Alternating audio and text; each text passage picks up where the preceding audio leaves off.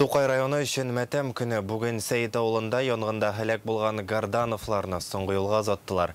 Озган якшәмбе килеп чыккан котышкыч фаҗигада 7 кешенең гомере өзелгән иде. Шуларның 4-се балалар. Иң зурысына 10, кичкенәсенә 4 яшь була.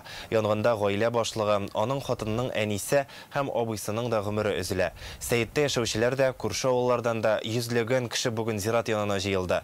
Тукай районы имам мөхтәсибе Инсаф хәзрәт Сәүбанов 7 тапкыр җеназа намазы укыды. Хушлашу мәрәсименә район башлыгы Фоил Камаев та килгән иде. Бу фаҗига бөтен республиканы тетрәндерде диде ул. Җирләү чыгымнарын район хакимияте үз өстенә алган. Янгын урынында төзекләндерү эшләре хукук саклау органнары рөхсәт биргәннән соң башланачак. Җеназа намазларын укыдык. Менә күреп торасыз, күпме халык җеназа намазында катнашты. Дугалар кылдык, Коръәни Кәримнәр укыдык. Урыннары җәннәт бакчаларында булсын. Әлбәттә, барчабызга да бу сынаулар бик авыр булды. Һәрберебез шуны йөрәгебез аркылы үткәрдек.